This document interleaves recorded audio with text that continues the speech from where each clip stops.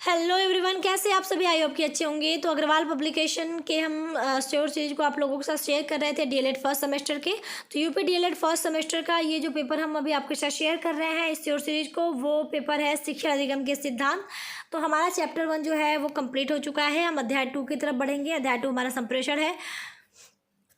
तो चलिए आगे बढ़ते हैं। बाकी अगर वीडियो पसंद आएगी तो वीडियो को लाइक शेयर और चैनल को सब्सक्राइब कर दीजिएगा।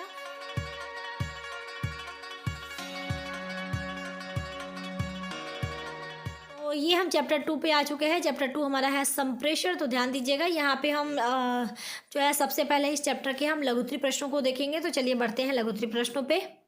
तो हम जो है अपने जो सेकेंड अध्याय जो है हमारा संप्रेषण, तो उसके हम लघुत्तरी प्रश्नों की तरफ आ चुके हैं और यहाँ पे हम क्वेश्चन नंबर 1 से जो है शुरू करेंगे। तो यहाँ पे जो क्वेश्चन नंबर 1 है वो है संप्रेषण के प्रकारों का वर्णन कीजिए। और ये क्वेश्चन अगर आप देखें तो 2015 और 2022 के पेपर में पूछा जा चुका है। तो यहाँ पे हम जो है प्रकार देखेंगे। वैसे इस श्योर सीरीज में काफ़ी लॉन्ग में दिया है, लेकिन मैं पूरा इसलिए कंप्लीट आपको इस जो भी यहाँ पे लिखा है इसलिए बताऊँगी क्योंकि हो सकता है कि इसमें से काफ़ी चीज़ें जो है अति लघुत्तरी में आपको जो है पूछ सकता है, जहाँ से आपको काफ़ी हेल्प मिल जाएगी। अदरवाइज आप मेरे जो हैं हैंड रिटन नोट्स जो हैं वो देख सकते हैं। मैं कोशिश करूँगी कि आई बटन पे उसकी जो है लिंक दे दूँ, हमारे जो हैंड रिटन नोट्स हैं, क्योंकि इस अध्याय का मैंने जो ऑलरेडी है हैंड रिटन नोट्स है वो मैंने ऑलरेडी कंप्लीट कर लिया है। उसको वो ऑलरेडी चैनल पे अपलोडेड भी है, तो आप जाके देख सकते हैं। वहाँ पे आपको सरल भाषा में और एक लिमिटेड शब्द सीमा के अंतर्गत आंसर को दिया गया है, तो उसको ज़रूर एक बार देख लीजिएगा। बाकी श्योर सीरीज में क्या कैसे कैसे लिखा है सब कुछ आपको स्पष्ट रूप से समझाएंगे ताकि आपको इसमें भी प्रॉब्लम ना आए। उत्तर में आप हेडिंग डालिएगा संप्रेषण के प्रकार। तो सामान्यतः संप्रेषण के 2 प्रकार होते हैं। ये प्रकार निम्नवत हैं। अब संप्रेषण का मतलब जब आप अपनी बात दूसरे तक पहुंचाते हैं, दूसरे की बात आप तक जो पहुंचती है, तो ये जो अपनी भावों, विचारों, ठीक है, इन सब चीज़ों का जो आदान प्रदान वाला प्रोसेस है यही होता है संप्रेषण।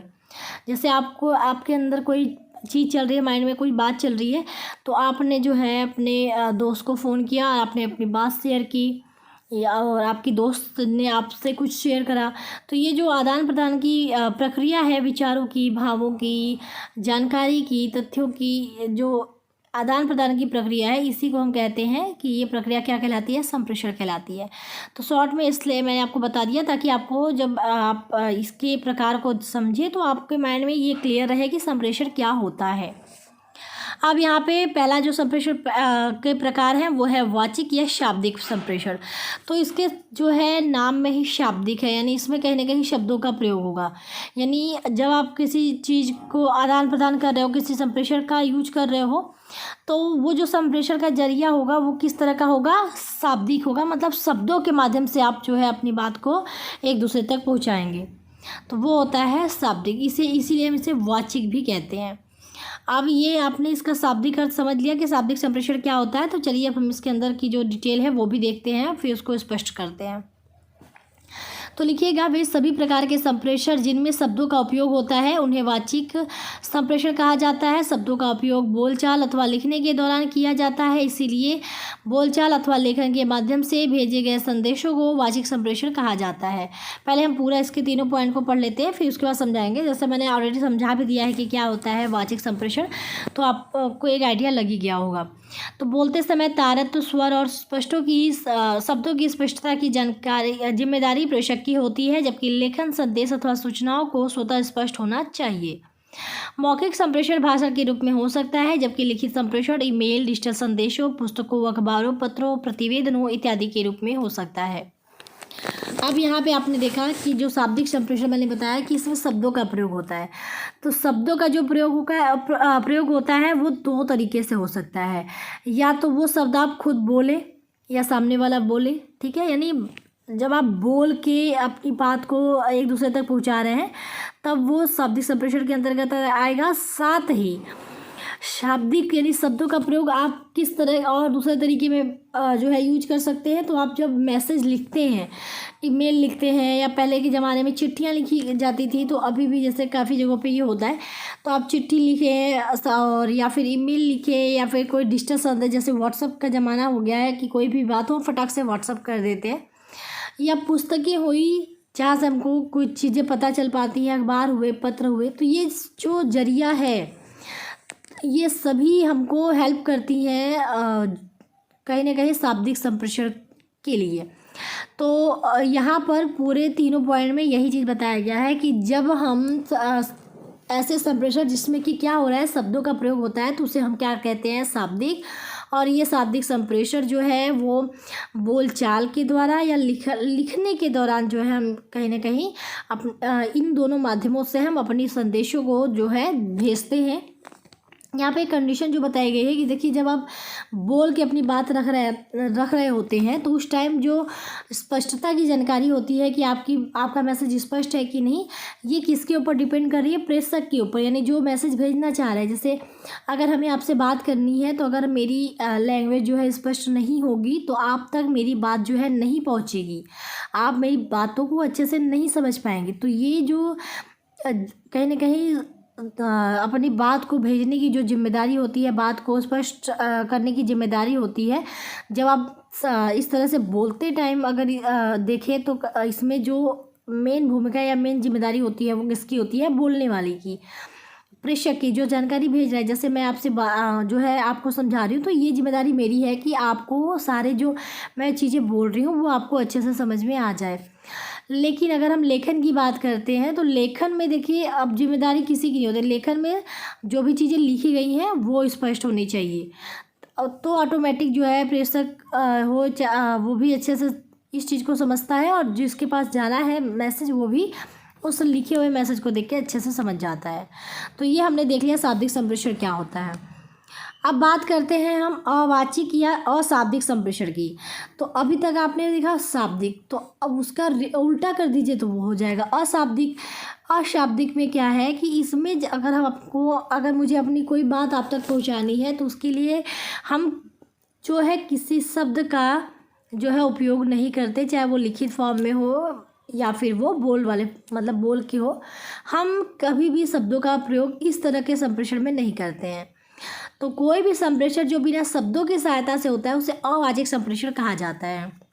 अब यह चीज़ वही चीज़ यहाँ पे लिखी गई है कि इसमें जो है शब्दों की सहायता नहीं ली जाती अपनी बात दूसरे तक पहुँचाने के लिए। अब आपको लगेगा कि तब दूसरा कोई कैसे समझेगा ये बात, अगर हमको कुछ किसी को बताना है तो कैसे समझेगा। तो ये जो है इसको आप कोड लैंग्वेज समझ सकते हैं। जैसे आपने देखा होगा, मूवीज़ वगैरह देखी होगी, इसमें मिलिट्री जो है कहीं पर भी जाती है तो वहाँ पर आप देखेंगे तो उनका एक कोड लैंग्वेज होता है कि किस तरह के एक्सप्रेशन से या हाथ वाले एक्सप्रेशन से वो समझ जाते हैं कि उन्हें रुकना है, जाना है। मिलिट्री की काफ़ी मूवी में आप केवल हाथ का उपयोग देख सकते हैं। जब उन्हें कम्युनिकेट करना होता है तो वो कभी भी बोलते नहीं हैं।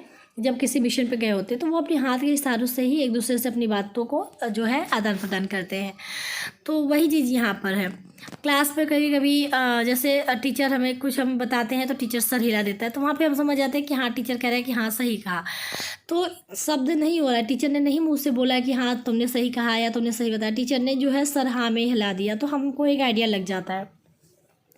तो वही चीज़ है अशाब्दिक संप्रेषण या अवाचिक संप्रेषण। ठीक है, चलिए इसके कुछ और पॉइंट हैं जिसको कि हम अगले पेज पे देखेंगे, तो आगे बढ़ते हैं।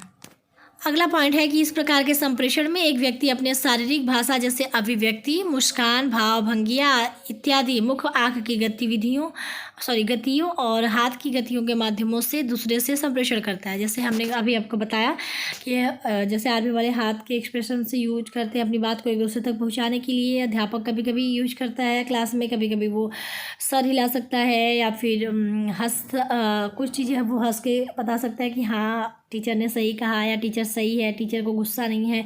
हम टीचर के भाव से समझ जाते हैं। हम आँखों की गतिविधियों से कभी हमें आपने देखा होगा, ये स्पेशली अपने घर में ही आप देखते हैं कि अगर मम्मी लोग या पापा लोग कभी गुस्सा होते हैं तो वो ऐसे बस आँख दिखा देते हैं और हम समझ जाते हैं कि गुस्सा हो गए ये लोग। किसी चीज़ पे हमने बात रखी और उन्होंने केवल आँख ऐसे दिखा दी हमें, जिसे हम कहते हैं घूर के देखना, वैसे देख लिया तो हमको ये आइडिया लग जाता है कि हमने यहाँ पे गलती करी है या फिर ये नहीं मानेंगे। तो वो चीज़ हमको ऑटोमेटिक जो है पता चल जाती है, उनकी बात हमारे तक पहुँच जाती है।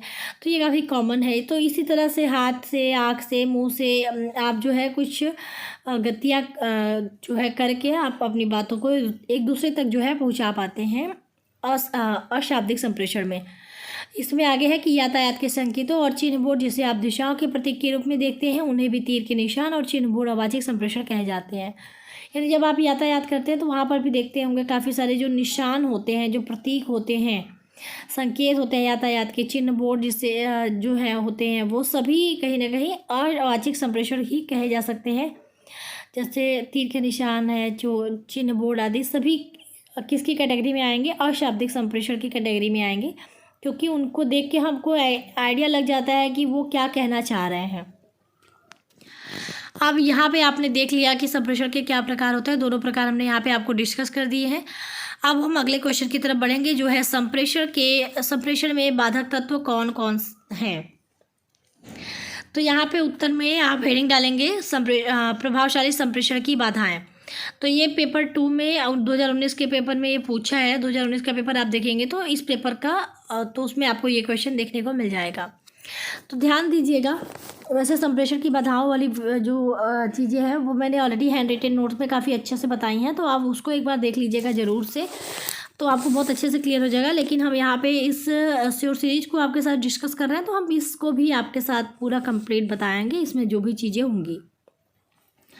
तो यहाँ पे लिखेंगे कि यद्यपि किसी संगठन में संप्रेषण की प्रक्रिया और प्रतिमान सुपरिभाषित और सुसंगठित है, फिर भी कुछ दूरियों, बाधाओं और अवरोधों के कारण संप्रेषण में गलतफहमी और असफलता की संभावनाएं होती हैं।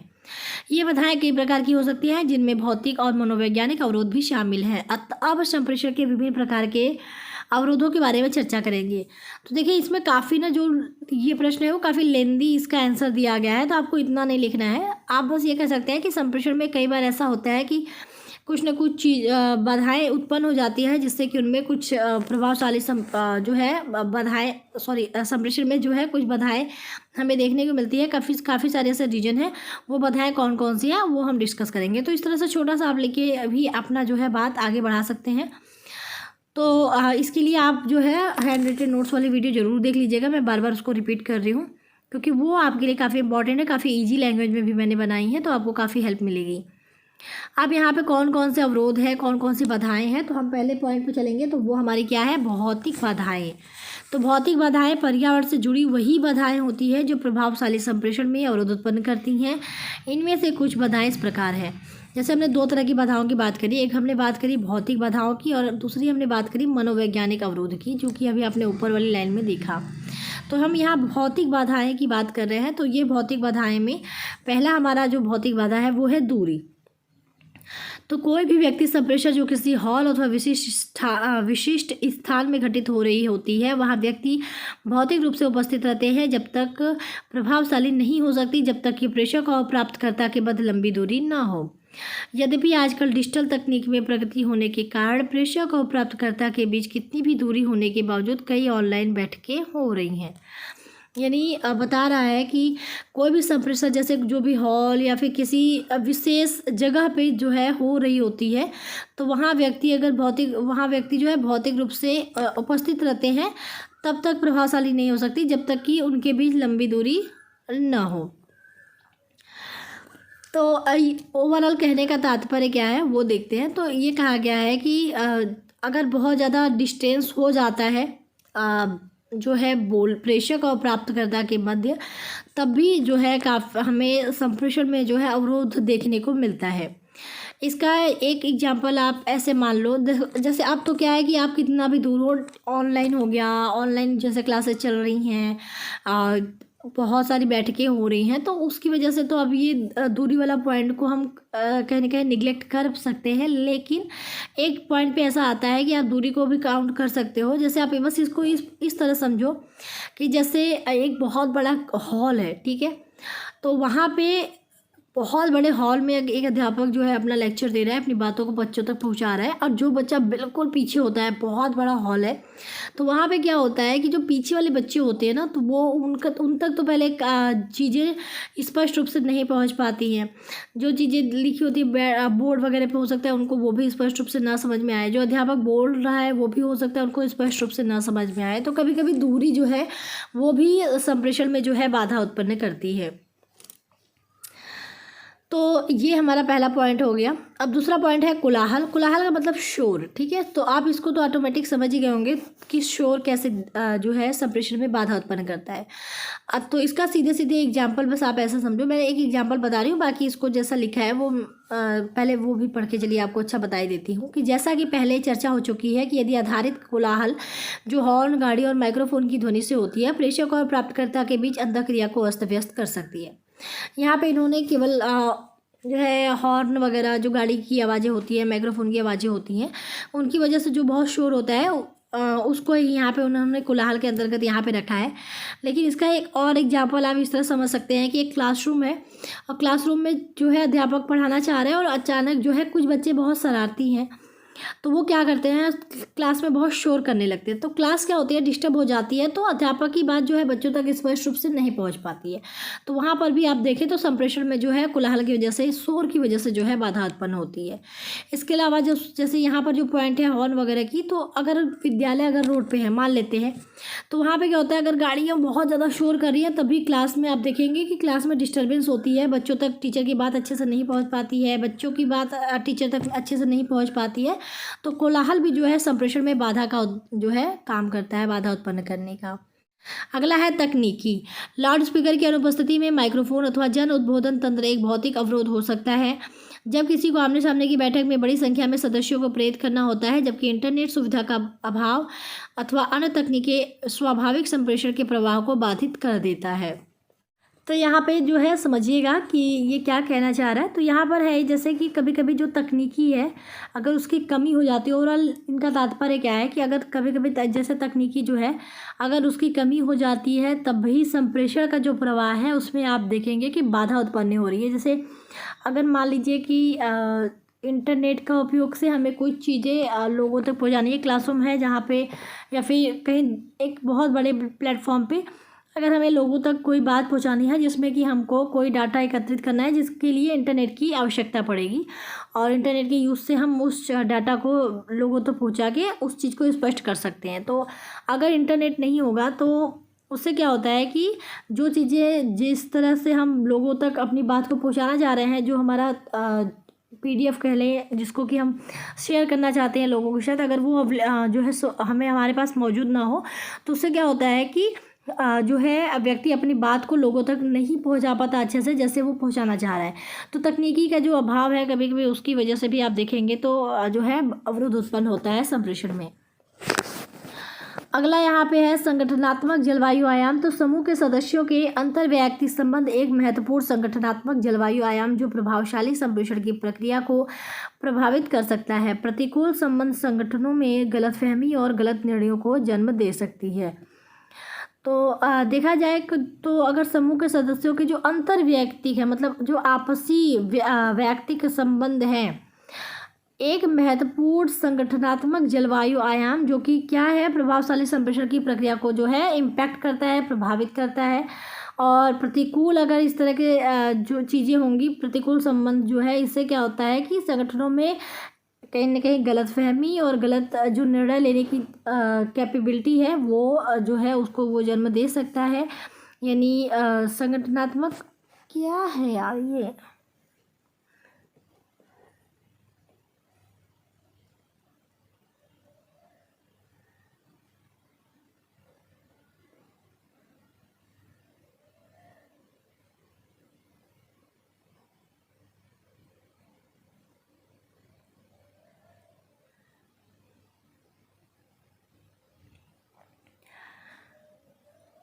तो अगला यहाँ पे हमारा क्या है, संगठनात्मक जलवायु आयाम। तो समूह के सदस्यों के अंतर्वैयक्तिक संबंध एक महत्वपूर्ण संगठनात्मक जलवायु आयाम जो प्रभावशाली संप्रेषण की प्रक्रिया को प्रभावित कर सकता है। प्रतिकूल संबंध संगठनों में गलतफहमी और गलत निर्णयों को जन्म दे सकती है। अब यहाँ पे बताया गया है कि जैसे अगर कुछ सदस्यों का समूह है, तो ओवरऑल इसके कहने का तात्पर्य ये है कि अगर उनकी जो संगठनात्मक जलवायु आयाम है अगर वो एक दूसरे से जुड़ी हुई है तब तो ठीक है, लेकिन अगर वो अलग अलग जलवायु क्षेत्र से आते हैं, अलग अलग जगहों से आते हैं, तो उनके संबंधों में गलतफहमी और गलत निर्णय को जन्म देने की जो एक चांस है वो जो है वो इंक्रीज हो जाती है। तो ये भी एक हम बाधा के रूप में देख सकते हैं। इससे क्या होता है, संप्रेषण में जो है बाधा उत्पन्न होती है कि अगर आपसी रिश्ते ही, अगर मान लीजिए टीचरों का समूह है जिनको कि साथ में आके किस बच्चों का एक बहुत बड़ा समूह है जहाँ पे आके अपनी बातों को रखना है, तो अगर उनके जो अंतर व्यक्तिगत रिश्ते हैं अगर वही अच्छे नहीं होंगे, जो कि कहीं ना कहीं कोरिलेट करता है उनके जलवायु आयाम से, तो अगर उनके संबंध अच्छे नहीं होंगे तो आप देखेंगे कि उससे क्या होता है कि गलतफहमी और गलत निर्णय जो है उसके बढ़ने के चांस जो है ज़्यादा होते हैं, बढ़ने के चांसेस। यहाँ पर अगला हमारा है इसका, यानी भौतिक जो बाधाएं हैं उसमें लास्ट कह सकते हैं विभिन्न समय क्षेत्र। तो प्रेषक और प्राप्तकर्ता के समय क्षेत्र में भी भिन्नता भी प्रभावशाली संप्रेषण के समक्ष अवरोध उत्पन्न कर सकता है। समय विभाजन संप्रेषण की प्रक्रिया में समन्वय के अभाव का कारण हो सकती है। यानी अगर जो प्रेषक है और जो प्राप्त करता है उसका समय क्षेत्र अलग अलग हो, तब भी अगर आप देखें, यानी अब हम ये कहें कि कोई बहुत इमरजेंसी काम से बाहर जाना चाह रहा है, बस मैं एग्जांपल बता रही हूँ कि ये उसे बहुत इमरजेंसी है, वो किसी काम से बाहर जाना चाह रहा है और तभी कोई व्यक्ति आके कहे कि यार सुनो ये बहुत इंपॉर्टेंट बात करनी है, तो उससे क्या होता है कि एक तो जो रिसीवर है, जो प्राप्त करता है, उसको कहीं जाना है, बहुत जल्दी में जाना है और बहुत ज़रूरी काम है, उसको जाना ही है, और प्रेषक का भी काम ज़रूरी है उसके हिसाब से। तो दोनों का काम तो बहुत ज़रूरी है, दोनों को अपनी बात एक दूसरे तक पहुंचानी भी है मान लो, लेकिन दोनों का जो समय है वो कहीं ना कहीं गलत टाइमिंग है, मतलब एक को कहीं जाना है और एक को अपनी बात तुरंत उससे कहनी है। तो समय जो है वो भी डिपेंड करता है कभी कभी संप्रेषण में। तो अगर समय सही नहीं है, समय क्षेत्र में भिन्नता है, तब भी आप ये देखेंगे कि जो संप्रेषण है उसमें जो है बाधा उत्पन्न होती है। तो ये हमारा लास्ट पॉइंट था। तो आई होप कि आपको समझ में आ गया होगा। बाकी हैंड रिटन नोट्स में आपको बहुत आसान लैंग्वेज में चीज़ें मिलेंगी। तो यहाँ पे मैंने आपको एग्जांपल लेके समझाया, तो आई थिंक आपको समझ में आ गया होगा। बात करते हैं मनोवैज्ञानिक बाधाएं। तो कई बार व्यक्ति के संवेग और मानसिक क्षमताएं संप्रेषण के लिए अवरोध का काम करती हैं।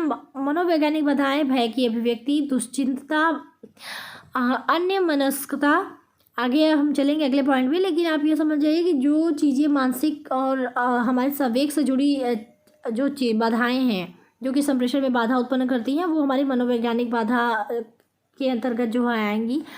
तो बाकी इसको आगे बढ़ाते हुए चलिए अगले पेज पे चलते हैं। तो आगे इसमें लिखेंगे कि अभिरुचि का अभाव उत्तेजना अथवा कई अन्य संबंधित तरह की विशेषताओं के रूप में घटित होती है। ठीक है, अगले पॉइंट पे हम यहाँ पे आते हैं, तो जो कि है पूर्व कल्पित विचार की संकल्पनाएं। तो प्रभावित संप्रेषण तब घटित नहीं होगा यदि प्रेषक पहले से संकल्पना कर ले कि प्राप्तकर्ता सूचना को समझता है और उनसे कोई भी पुनर्निवेश नहीं प्राप्त करना चाहता। इसी प्रकार व्यक्तिगत अनुभव अथवा पूर्व कल्पित विचार प्रेषक अथवा प्राप्तकर्ता को आलोचनात्मक बना देते हैं और प्रभावी संप्रेषण में असफलता का कारण बनते हैं।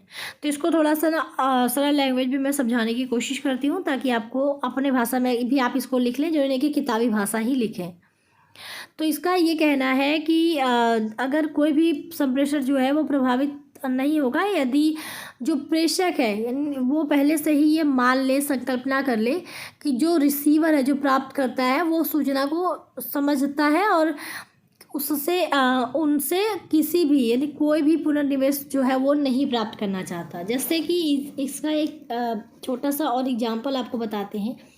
मान लीजिए कि एक क्लासरूम है जहाँ पे कुछ बच्चे हैं और अध्यापक है। ठीक है, अध्यापक को कोई टॉपिक जो है बच्चों को पढ़ाना है, तो अध्यापक ने जो है उस टॉपिक को वजह से बोल दिया और अध्यापक ये मान लिया कि जो रिसीवर है, जो बच्चे हैं, क्योंकि रिसीवर तो बच्चे हैं उस क्लासरूम में, तो कोई भी टॉपिक ऐसा है जिसको कि अध्यापक ने बस ऐसे किताबी भाषा में ऐसे पढ़ दिया और उन्होंने ये मान लिया, पहले से ही मान लिया कि जो बच्चे हैं उस चीज़ को समझेंगे और उन्हें बच्चे जो है टीचर से कोई उम्मीद नहीं करते हैं कि वो उन्हें समझाएं क्योंकि बच्चे खुद समझदार हैं। तो वहाँ पे क्या बच्चों तक जो टॉपिक अध्यापक ऐसे बोल के बता दिया, क्या वो टॉपिक बच्चों को अच्छे से समझ में आया? नहीं समझ में आया, क्योंकि अध्यापक को ये लगा कि बच्चे जो है समझदार हैं, बच्चे तो खुद समझ जाएंगे, उन्हें बच्चों को समझाने की कोई ज़रूरत नहीं है, बच्चे उनसे किसी भी तरह की जानकारी इस बारे में शायद नहीं लेना चाहते हैं। तो एक पहले से ही संकल्पना अध्यापक ने बना ली। तो इस तरह की जो पूर्व कल्पनित विचार है कि कुछ विचार की संकल्पनाएं हैं, ये भी आप देखें तो प्रभावी संप्रेषण में बाधा का काम करती है, बाधा उत्पन्न करने का काम करती है। तो यही चीज़ इसमें बताया गया है। ठीक है, तो मैंने बहुत शॉर्ट में आपको बता दिया कि क्या कहना चाह रहा है। नेक्स्ट हमारा है सामयिक अवस्था। तो व्यक्तियों की सामयिक अवस्था संप्रेषण में एक अवरोध के रूप में कार्य कर सकती है। यदि प्रेषक संदेश भेजते समय क्रोध अथवा आक्रामक अवस्था में है, तब यह प्राप्तकर्ता के संदेश की व्याख्या के तरीके को प्रभावित करेगा। यानी ये बताया गया है कि कभी कभी जो संवेग है, संवेगिक जो अवस्था होती है, वो भी बाधा उत्पन्न करती है। जैसे एग्जाम्पल के तौर पर अगर मान लीजिए कि दो दोस्त हैं और दोनों बहुत एक दूसरे से दूर रहते हैं काफ़ी, और अचानक से एक दोस्त को दूसरे दोस्त के बारे में बहुत नेगेटिव चीज़ पता चली कि वो ऐसा कर रहा है, तुम्हारे पीठ पीछे तुम्हारे बारे में इस तरह की अफवाहें फैला रहा है। तो दोनों जो है एक दूसरे को लेटर लिख के ही हमेशा बात करते थे। अब मान लीजिए कि पहले दोस्त को जो है ये चीज़ें पता चल गई कि दूसरा दोस्त उनके साथ क्या क्या कर रहा है, तो अब वो जब भी लेटर लिखेगा तो उसकी कंडीशन वैसी नहीं रहेगी, मानसिक कंडीशन, क्योंकि उसका उस टाइम उसके अंदर गुस्सा भरा है, जिसकी वजह से कि वो अपनी बात को अच्छे तरीके से नहीं भेज पाएगा, या जो वाकई में जिस तरीके से वो पहले अपनी बातों को आदान प्रदान करते थे वैसे वो नहीं कर पाएंगे। तो सामयिक अवस्था भी कहीं ना कहीं डिपेंड करती है। इसका एक एग्जांपल आप ऐसे मान लीजिए कि एक क्लासरूम है, तो अध्यापक का अगर सामयिक अच्छा नहीं, मूड अच्छा नहीं, जैसे हम कह लें कि अध्यापक या तो बहुत सैड है या बहुत क्रोधित है, गुस्से में है, तो क्या वो बच्चे को जैसे पढ़ाता था क्लास में आके डेली, जब उसका माइंड सेट बिल्कुल सही रहता था, तो जिस तरीके से वो बच्चों को पढ़ाता था, क्या वो अब भी पढ़ा पाएंगे? नहीं पढ़ा पाएंगे, क्योंकि अध्यापक का मूड सही नहीं है, वो बहुत उदास है या फिर बहुत गुस्से में है, जो भी कंडीशन उसकी रही हो सामयिक, तो उसकी वजह से पढ़ाने का जो तरीका है वो सही नहीं होगा, तो बच्चों को वो उस तरीके से समझा भी नहीं पाएगा कोई भी टॉपिक। तो इससे क्या है कि संवेग में जो है आप देखेंगे कि एक अवरोध उत्पन्न होता है। तो ये भी एक आप कह सकते हैं कि ये भी एक पॉइंट है जो कि बाधा उत्पन्न करने का। तो आई होप कि आपको ये समझ में आ गया होगा। अगला हमारा है अभिवृत्तियां और मूल्य। तो अभिवृत्ति का अभिप्राय एक पूर्व अधिगमित प्रवृत्ति से है और समय के साथ यह स्व अनुभवों, विश्वासों और मूल्यों के परिणाम स्वरूप व्यक्ति के अंदर विकसित होता रहता है। किसी विषय से जुड़ा एक प्रबल विश्वास के कारण सकारात्मक अभिवृत्ति जन्म ले सकती है और प्रेषक अथवा प्राप्तकर्ता सूचनाओं के प्रति संवेदनशील तरीके से प्रतिक्रिया कर सकता है। इसके अलावा व्यक्ति इसके विरुद्ध या पक्ष में कोई बात सुनने या बोलने के लिए तैयार नहीं हो सकता है। यानी पहले तो अभिवृत्ति का मतलब बताया गया कि ये पहले से जो अधिगमित प्रवृत्ति है वो और समय के साथ साथ प्रवृत्ति से है, और समय के साथ साथ अगर आप देखें तो किसी चीज़ के प्रति हमारा एक विश्वास होता है, हमारे अनुभव जो है, हमारे मूल्य जो है वो परिणाम स्वरूप व्यक्ति के अंदर जो है विकसित होते रहते हैं। मतलब एक सोच विकसित होती रहती है और उस पर हम प्रबल विश्वास भी करने लगते हैं। और जैसे एग्जाम्पल के तौर पे हम देखें तो किसी विषय से संबंधित अगर कोई प्रबल विश्वास है, जैसे हम बात करें कि हम भारतीय कल्चर की बात करें तो आयुर्वेद को हम लोग बहुत मानते हैं। हम सभी का एक विश्वास है और हमने अपने अनुभव से ये सीखा है कि हाँ वाकई में आयुर्वेद जो है काफ़ी हेल्प करता है हमको सही रखने में, फिट रखने में, हमारी हेल्थ को अच्छा करने में, बीमारियों से लड़ने में। तो एक प्रबल विश्वास है हमारा कि वाकई में आयुर्वेद है जो कि हर बीमारी ठीक कर सकता है। हमारा एक विश्वास इससे जुड़ा है और अगर हम किसी को ये चीज़ बोलेंगे तो दोनों जो है संवेदनशील तरीके से जो प्रतिक्रिया करेंगे कि हाँ वाकई में ऐसा है, हाँ ठीक है, वाकई में आयुर्वेद मान सकते हैं कि आयुर्वेद ऐसा अच्छा मतलब जो है हमको फिट रखने में काफ़ी हेल्प करता है। अगर हम आयुर्वेद को फॉलो करें तो हमको काफ़ी हेल्प मिलती है। इंडियन कल्चर हमेशा से आयुर्वेद को फॉलो करता रहा है, अब तो विदेश भी लोग फॉलो कर रहे हैं। लेकिन अगर कोई व्यक्ति इसके विरुद्ध में या विपक्ष में जैसे कोई बात करना चाह रहा है तो जो पहले वाला व्यक्ति है वो उसकी कोई बात सुनने या बोलने के लिए वो तैयार ही नहीं हो सकता है कि नहीं ऐसा भी है, ठीक है, क्योंकि उसके माइंड में ये चीज़ पहले से सेट हो चुकी है कि नहीं आयुर्वेद सब कुछ ठीक कर सकता है। अगर जैसे मान लें कि कोई व्यक्ति आके ये कहते हैं कि नहीं आयुर्वेद ये चीज़ नहीं ठीक कर सकता, तो जो पहला व्यक्ति है जो कि कहता है कि नहीं आयुर्वेद से सब कुछ सही हो सकता है, वो उसकी बात को सुनना ही नहीं चाहेगा, ठीक है। तो एक चीज़ ये भी है कि अगर आप किसी चीज़ में इतना विश्वास हो चुके हैं कि आप उसके विपक्ष में कोई बात सुनना ही नहीं चाह रहे हैं, तब भी अगर आप देखें तो संप्रेषण में बाधा उत्पन्न हो रही है, क्योंकि आप दूसरे की बात को वैल्यू ही नहीं दे रहे हैं, ठीक है। तो ये था अगला पॉइंट हमारा। अब यहाँ पे और हमारा नेक्स्ट पॉइंट है कि नकारात्मक आत्म छवि का भय। तो कई बार व्यक्तियों में नकारात्मक छवि के भय से वे स्पष्टता व पारदर्शिता से सूचना अभिव्यक्त नहीं कर पाते हैं। यह गलत या अधूरी सूचना के प्रसारण को जन्म दे सकता है।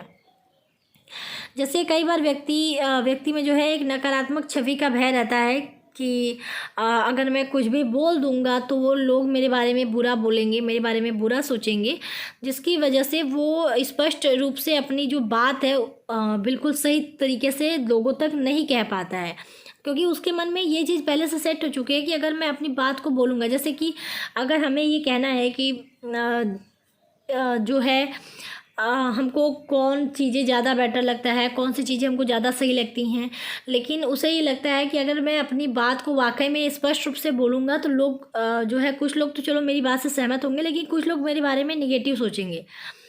तो ये जो डर डर होता है, उसकी वजह से व्यक्ति जो है स्पष्ट रूप से और पारदर्शित रूप से अपनी सूचना को लोगों तक नहीं पहुंचा पाता है, अपने बारे में लोगों तक नहीं बता पाता है, अपनी बातों को लोगों तक नहीं पहुंचा पाता है। तो ये चीज़ें आप देखो काफ़ी कॉमन है। जैसे अब अगर आप ये देखो कि एक विद्यालय में सारे टीचर जो है हमेशा सोचते हैं कि मतलब ऐसे कहना तो नहीं चाहिए, लेकिन नॉर्मली अगर आप देखो तो सब कहते हैं कि नहीं, आप ये फ़लाना टीचर बहुत अच्छे हैं, फ़लाना प्रिंसिपल बहुत अच्छे हैं, सारे अध्यापक ये कहते हैं, या बच्चे भी कहते हैं कि हाँ सर आप बहुत अच्छे हैं, हाँ सर बहुत अच्छे हैं। चलो बच्चों का एग्जाम्पल लेते हैं, ज़्यादा कहना आसान थोड़ा सा होगा। कि अगर आप देखो तो क्लासरूम में ऐसे बच्चे बैठे हैं, हर अध्यापक आता है, कहता है कि आपका फेवरेट टीचर कौन है, आपका फेवरेट टीचर कौन है। तो जो भी क्लास टीचर है तो मैक्सिमम बच्चे जो है इस वजह से कि अगर मैं इनका नाम नहीं लूँगा तो सर मुझे मार्क्स जो है एग्ज़ाम में हमको फेल कर देंगे या हमारे नंबर काट लेंगे। तो इस तरह का जो एक डर हो जाता है, तो उनको ये डर रहता है बच्चों को कि मेरी आत्म छवि जो है वो ख़राब होगी अध्यापक के सामने, क्योंकि अध्यापक अगर मैं बता दूंगा कि नहीं मुझे फ़लाना अध्यापक बहुत पसंद है, तो ये अध्यापक मुझे अपने विषय में नंबर कम देगा। तो ये जो डर है, इसकी वजह से भी व्यक्ति जो है खुल के अपनी बात नहीं कह पाता। तो एक मैंने एग्जाम्पल रखा है, क्योंकि ये काफ़ी कॉमन चीज़ें होती हैं विद्यालय में, हम भी ये चीज़ फेस कर चुके हैं, आपने भी अपने जो है स्टडी लाइफ में कभी करा होगा, एजुकेशन लाइफ में कभी करा होगा ये चीज़ें। तो काफ़ी कॉमन था, इसलिए मैंने ये एग्जांपल आपके साथ बताया। बाकी अगला यहाँ पे है कमज़ोर सुनने की क्षमता। यदि प्राप्तकर्ता अधीर है और चयनात्मक रूप से सुनने के लिए प्रवृत्त है, तब भी पूरी सूचना उसके द्वारा प्राप्त नहीं की जा सकेगी। यानी अगर देखें तो अगर जो रिसीवर है, अगर उसके सुनने की क्षमता अच्छी नहीं है, कमज़ोर है, उसको किसी तरह की दिक्कत है, तब भी जो सूचना भेज रहा है उस फिर अगर आप देखिए वो कुछ भी बता रहा है तो उसकी बात जो है स्पष्ट रूप से जो प्राप्त करता है, यानी जो जिस तक आप बात पहुंचाना चाह रहे हैं, वो जो जैसे मुझ तक अपनी कोई बात पहुंचाना चाह रहा है, अगर मुझे मेरी सुनने की क्षमता कम है तो मैं उसकी बात को अच्छे से समझ ही नहीं पाऊंगी। ठीक है, तो वही चीज़ है। तो ये चीज़ एक कह सकते हैं कि ये भी जो है संप्रेषण में जो है बाधा उत्पन्न करती है। अब यहाँ पे आपने मनोवैज्ञानिक बाधाएं भी देख ली, आपने भौतिक बाधाएं भी देख ली, कुछ अन्य बाधाएं भी देख लेते हैं। तो भौतिक और मनोवैज्ञानिक बाधाओं के अलावा कई अन्य बाधाएं भी हैं जो प्रभावशाली संप्रेषण की प्रक्रिया में बाधा पहुंचा सकती हैं। वे क्या हैं? भाषाशास्त्रीय बाधाएं। ठीक है, भाषाशास्त्रीय बाधाएं उचित भाषा के द्वारा संप्रेषण न कर पाने की क्षमता, अनुभव और मौखिक या लिखित रूप से विचारों की अभिव्यक्ति की अयोग्यता का जन्म देती है। इसके अलावा यदि सूचना के प्रसारण की भाषा की प्रेषक को जानकारी नहीं है, तब भी सूचना प्राप्तकर्ताओं को स्पष्ट नहीं होती है। जैसे ये आपने जो चीज़ें देखी, बस इसको ऐसे समझिएगा। अगर मुझे कोई चिट्ठी लिख रहा है, कोई मेल लिख रहा है, कुछ भी लिख रहा है, अगर मैं एक हिंदी मीडियम स्टूडेंट हूँ या मैं एक इंग्लिश मीडियम स्टूडेंट हूँ और कोई मुझे फ्रांस में जो फ्रांस लैंग्वेज में यूज लेटर भेज रहा है या फिर मैसेज भेज रहा है, कोई रशियन में भेज रहा है, कोई उर्दू में भेज रहा है, कोई किसी और लैंग्वेज में अपनी बात कहना चाह रहा है, तो क्या मैं उसकी बात को समझ पाऊँगी? नहीं समझ पाऊँगी, क्योंकि मैं उसकी लैंग्वेज ही नहीं समझ पा रही हूँ। तो मैं वो जो बात कहना चाह रहा है वो मैं कैसे समझूंगी? और उसी तरह से मान लीजिए एक और एग्जांपल की, चलो मान लो हिंदी में ही हम अपनी बातों को पहुंचा रहे हैं, लेटर लिख रहे हैं, मैसेज लिख रहे हैं, चलो लेटर लिख रहे हैं, और उसकी हैंडराइटिंग इतनी गंदी है, इतनी गंदी है कि वो उसने लिखा क्या है हिंदी में ही, उसने ऐसा लिखा क्या है जो चीज़ मैं समझ ही नहीं पा रही, पढ़ ही नहीं पा रही, मैं क्या समझूंगी कि वो क्या कहना चाह रहा है। तो इस तरह की जो भाषा शास्त्रीय बाधाएं हैं वो भी बाधा उत्पन्न करती हैं संप्रेषण में। तो ये भी हमारा एक इम्पॉर्टेंट आप कह सकते हैं कि बाधा है। अगला यहाँ है सांस्कृतिक बाधाएं। तो कंपनियों का सार्वभौमिकरण और अधिग्रहण ने विभिन्न देश के कर्मचारियों के साथ साथ काम करने के लिए प्रेरित किया। प्रत्येक देश की अपनी अद्वितीय संस्कृति और सभ्यता संस्कृति की भिन्नता भी प्रभावी संप्रेषण में अवरोधों को जन्म देती है। अब ये देखें तो अगर हम किसी कंपनी की बात करें तो हमारे देश में ऑलरेडी इतनी ज़्यादा विभिन्नताएं हैं, चाहे वो रंग रूप, भाषा, चाल, बोल, सब कुछ भी कह लीजिए, बहुत विभिन्नताएं हमारे देश में देखने को मिलती हैं। तो अगर कोई कंपनी है तो मान लीजिए मुंबई की कोई बहुत बड़ी कंपनी है, तो वहाँ पे क्या हुआ कि भारत के हर कोने से लोग कर्मचारी जो है वहाँ काम करते हैं। यूपी हो, बिहार हो, जो हमारे नॉर्थ इंडिया के हैं वो हो, चाहे साउथ इंडिया के हो, चाहे आप वेस्ट इंडियन की बात करें, तो हर जगह से लोग वहाँ काम करने जा रहे हैं। तो सबके जो कल्चर है वो अलग अलग है, संस्कृति सबकी अलग अलग है। तो जिसकी वजह से भी वो आपस में उनकी जो है संप्रेषण बहुत अच्छे से नहीं हो पाती, क्योंकि उनके कल्चर अलग है, उनकी भाषा अलग है, उनके रहन सहन अलग है। तो उसकी वजह से भी आप देखेंगे तो अपनी बात को कन्वे करने में, एक दूसरे तक पहुँचाने में उन्हें दिक्कत होती है। तो सांस्कृतिक बाधाएँ भी कहीं ना कहीं संप्रेषण में बाधा उत्पन्न करने का काम करती हैं। अगला यहाँ है सामाजिक कारक। तो लोगों की सामाजिक परिस्थितियों में भिन्नता भी प्रभावी संप्रेषण में अवरोध उत्पन्न करती है। कर्मचारियों का पदानुक्रम, परिस्थिति और पद भी सहज सूचना के प्रभाव में बाधा पैदा करते हैं। जैसे लोगों की जो सामाजिक परिस्थितियां हैं वो भी संप्रेषण में बाधा उत्पन्न करती हैं। जैसे कर्मचारियों में भी अगर आप देखें तो सबका एक वो बांट दिया जाता है कि आप इस पद पे हैं, आप इस पद पे हैं, आप इस पद पे हैं। तो उसमें एक सीनियर होगा, एक फिर उससे जूनियर, फिर उससे जूनियर, फिर उससे जूनियर, ठीक है। तो इस तरह से जो है पद जो है दिए जाते हैं। तो अगर किसी को अपनी बात एक दूसरे तक पहुंचानी है तो कभी कभी जेलसी वश या कोई और रीजन आप मान लीजिए, तो उससे क्या होता है कि सूचना एक दूसरे तक पहुंचाने में उन्हें जो है बाधा फेस करनी पड़ती है। क्योंकि हो सकता है जो कि अगर दो दोस्त हैं, मान लीजिए दो कर्मचारी दोस्त हैं, और अचानक से जो है एक का जो है प्रमोशन हो गया, वो उससे बहुत सीनियर बन गया। तो आपस में अगर उन दोनों को अपनी एक दूसरे को बात पहुंचानी होगी तो शायद अब वो बात पहले जैसे नहीं पहुंचेगी एक दूसरे तक, क्योंकि पद का जो है डिफरेंस आ गया। चाहे वो जेलसी बस हो, चाहे हो सकता है कि वो मिल ना पाते हों, क्योंकि वो पद की वजह से उसे दिन भर ऑफिस में रहना होता है उसे, और दूसरे दोस्त को कहीं दूसरी जगह पे काम करना पड़ता है। तो जिसकी वजह से ये जो चीज़ कंडीशन होती है इसमें, इसकी वजह से भी सूचना के प्रवाह में जो है बाधा हमें फेस करनी पड़ती है। तो ऊपर कुछ अवरोधों की चर्चा की गई है जो सहज संप्रेषण के प्रभाव में उत्पन्न करते हैं। यद्यपि कई रणनीतियां हैं जो इन अवरोधों को दूर करने में सहायता कर सकती हैं। तो ये मतलब ऊपर जो भी चीज़ें बताई गई हैं ये सारी बाधा उत्पन्न करने के हैं, और बहुत सारी चीज़ें ऐसे हम कर सकते हैं जिसकी वजह से हम इन बाधाओं को दूर भी कर सकते हैं। तो ये लास्ट लाइन थी। तो यहाँ पे हम इसको आज वीडियो को स्टॉप करते हैं, क्योंकि वीडियो ऑलरेडी इसमें बहुत ज़्यादा लेंदी दिया है। इतना लेंदी आपको ना तो लिखना है, क्योंकि एक तो ये बीएड नहीं है, ये डीएलएड है, और यहाँ पे शब्द सीमा बहुत कम होती है। आपको उसी शब्द सीमा में आंसर देना होता है। इतना जो लॉन्ग है ये तो आप बीएड में लिखेंगे तब सही लगता है, लेकिन डीएलएड के लिए इतना लॉन्ग आपको नहीं लिखना है। बहुत सरल लैंग्वेज में लिखिएगा, लिमिटेड लिखिएगा, क्योंकि उसमें लिमिटेड ही लिखना है। आपको उतना टाइम भी नहीं मिलेगा, उतना स्पेस भी नहीं मिलेगा जितना स्पेस इन्होंने ले लिया है इस क्वेश्चन का आंसर देने के लिए। तो चलिए अगले वीडियो में हम इसके और भी लघु उत्तरीय प्रश्नों को देखेंगे। तब तक के लिए आप लोग अपना ख्याल रखिए। टेक केयर, बाय बाय, जय हिंद।